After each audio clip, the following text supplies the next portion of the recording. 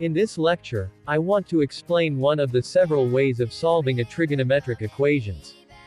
Just like any other equation which we solve by the mixture of properties, the trigonometric equation also needs the mixture of the trigonometric identities. Before we dive into sine examples, I would love to show you the core identities we need to solve the equation. The solid points I would love to outline are three. They are to be considered when you are solving a trigonometric equation. Point number 1. The sine and the cosine functions have a period of 2 pi. The graph of the sine and the cosine functions repeat their shapes from 0 to 2 pi throughout the plot. The same range you will get between 0 and 2 pi is what you will get between 2 pi and 4 pi, also, between 4 pi and 6 pi. This continues infinitely. With this recurring result, we can derive infinitely many results for each trigonometric equation. Therefore for sine, the following is valid. Sine x is equal to sine x plus 2 pi, which is equal to x plus 4 pi, which is equal to x plus 6 pi, etc. This pattern continues. If we study the pattern, we see that the pi's have an even number attached to each of them, and we can shorten it as sine x plus 2 pi k. The 2k is a way of representing the number attached to pi, and ensuring that it is an even number. This applies to both the sine and the cosine functions. Take note that this is only valid if k is an integer. For this reason, you could write the functions as sine x plus or minus 2 pi k, and cos x plus or minus 2 pi k, if and only if k is an integer. It is also important to attach this restriction. K is a member of the set of integers. Let us examine this. Sine pi over 3. This is equal to sine pi over 3 plus 2 pi, also equal to sine pi over 3 plus 4 pi, also equal to sine pi over 3 plus 6 pi, and the general form can be written as sine pi over 3 plus 2 pi k. I wrote the 2k separately, for you to see that the coefficient of pi must always be an integer. This is also true for the cosine function. To clarify your doubt, you may practically insert the values in your calculator. You will see that the conclusion is valid. Don't forget that your calculator must be in radian form. We are working in radian, not degree. Clearly, sine x plus 2 pi k is equal to sine x. As the values go into k, we see that the output is consistent. In this case, I used the positive integers. This is also true for the negative integers. You could take it as a quick exercise. This is for sine. It is also true when we are working with cosine. The sine and the cosine functions have a lot of similar properties. The second point we need to consider here is the odd and the even properties of the sine and the cosine functions. The cosine function is an even function, while the sine function is an odd function. Because the cosine is an even function, cos x is equal to cos plus or minus x. Also, we have a property here, cos x minus pi is equal to minus cos x. This can be proved by the identity for sum and difference of two angles. Please take note of these identities. They are very useful for getting the general terms of trigonometric equations. For sine, since the sine function is an odd function, sine minus x is equal to minus sine x. And also, sine x is equal to sine pi minus x. The second identity here can also be proved by the trigonometric identity for the sum and difference of two angles. This third point only entails the properties of the tangent function. We do not have much to consider under this point. It is always less stressful when we are working with the tangent. The solution is always straightforward. Unlike the sine and cosine functions, the tangent has its own periodicity as pi. Instead, if adding 2 pi k, we add pi k to its input. Also, the tangent function is an odd function. Tan minus x is equal to minus tan x. The combination of these properties is what we use to solve the trigonometric equations that come our way. Although, you may still need some other common properties of the trigonometric functions in order to modify some questions to a solvable type. Understand the process here first. It will help you in solving trigonometric problems of higher level. To understand the explanation more, let us consider the first example. Here is a very basic one to consider. Sine x equals 1 over 2. If we are to solve this using our local method, we would take the sine inverse of 1 over 2, and conclude that x is equal to pi over 6.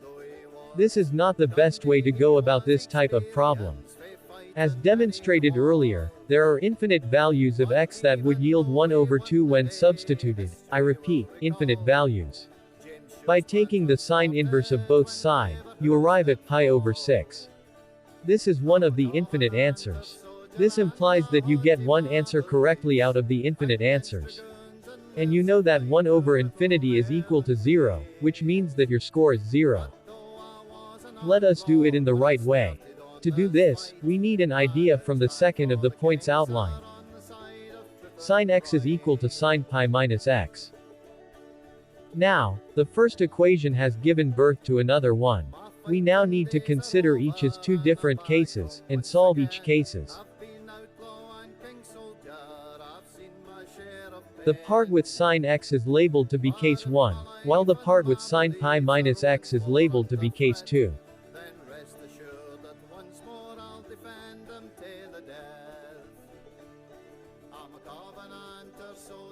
The first case, sine x equals 1 over 2. Since the period of x is 2 pi k, we add 2 pi k to it, we now have sine x plus 2 pi k equals 1 over 2. At this stage, you can now take the arcsine of both sides. X plus 2 pi k is equal to arcsine 1 over 2, which is equal to pi over 6. So, x plus 2 pi k is equal to pi over 6. When we make x the subject of formula, we see that x is equal to pi over 6 minus 2 pi k. The ending part, minus 2 pi k, can also be written as plus 2 pi k. Since k is an integer, it contains both the positive and the negative whole numbers.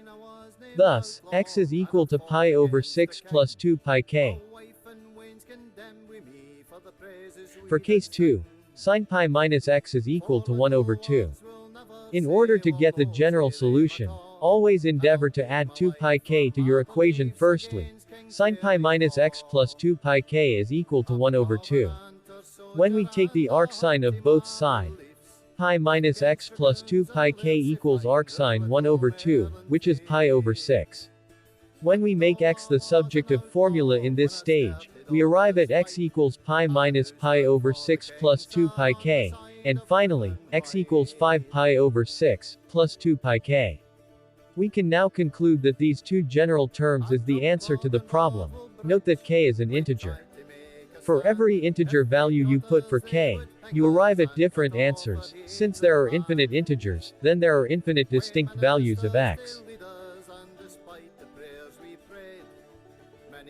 Example 2, cos x is equal to 1 over 2, we are required to find the general solution of x. This is the cosine function, it is even, thus, cos x is equal to cos plus or minus x. The positive part is the question, and the negative part is what we need to consider as case 2. Case 1, cos x equals 1 over 2. Add 2 pi k, so, cos x plus 2 pi k equals 1 over 2. Take the arcos of both sides, x plus 2 pi k equals arcos 1 over 2. X plus 2 pi k equals pi over 3. By making x the subject, x equals pi over 3 minus 2 pi k. Minus 2 pi k is equal to plus 2 pi k, so, x is equal to pi over 3 plus 2 pi k. Case 2. Cos minus x equals 1 over 2. By adding 2 pi k, cos minus x plus 2 pi k equals 1 over 2.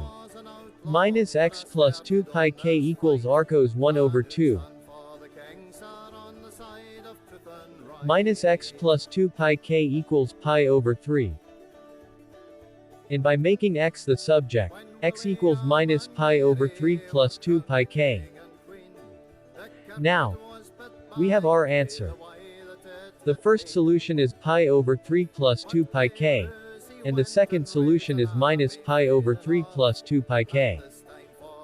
Understand that when you are faced with equations in this form, the methods above should be implemented, so as to derive the general formula. For the sine, you need to use the fact that sine pi minus x is equal to sine x to get another equivalent case. For cos x, we use the fact that the cosine is an even function to get another case of cos minus x.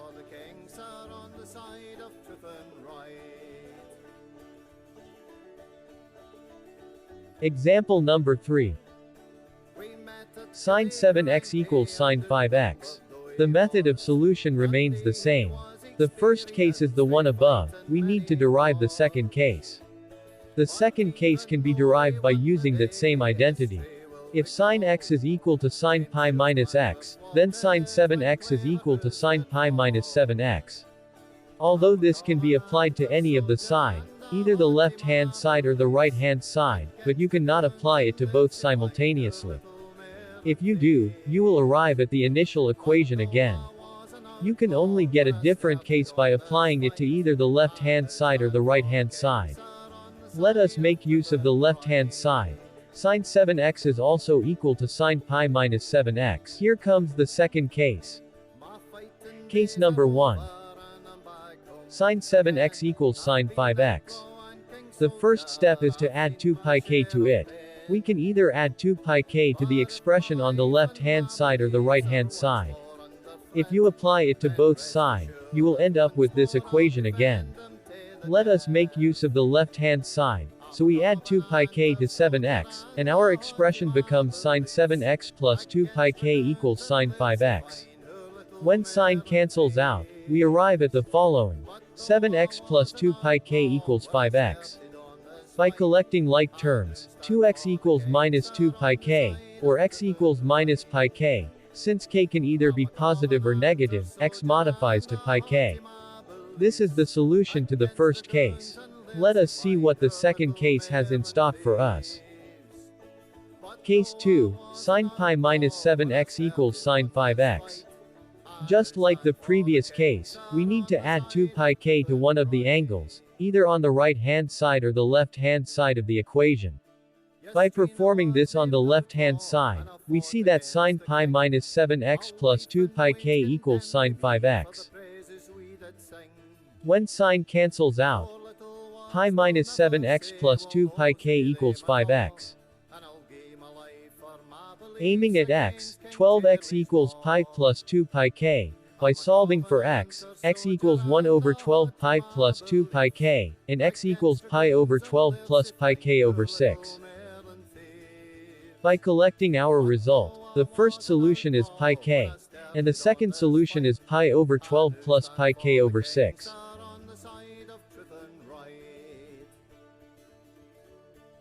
Just like the last example, we want to consider another question.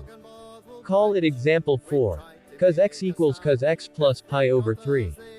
You may be tempted to just cancel out the cosine, then equate the angles, but if you try this, x will also cancel out, and this will make our effort futile, because our initial aim is to calculate the general solution of x. Now, let us follow the latter, I mean the appropriate method. Our trick is to convert cos x to cos plus or minus x. The positive part is the case we started with, then the second case becomes cos minus x.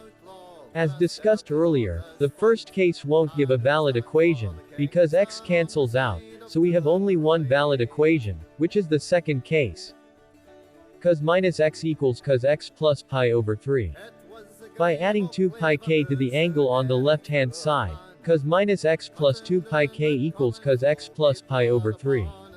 When x cancels out, minus x plus 2 pi k equals x plus pi over 3.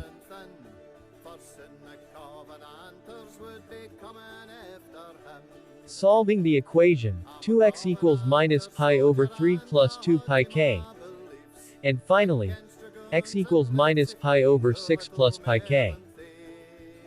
Let us consider example 5, which is the last example before this lecture ends. Cos square x minus 1 over 4 equals 0. Let's start this algebraic modification. Bring 1 over 4 to the right-hand side, cos square x equals 1 over 4.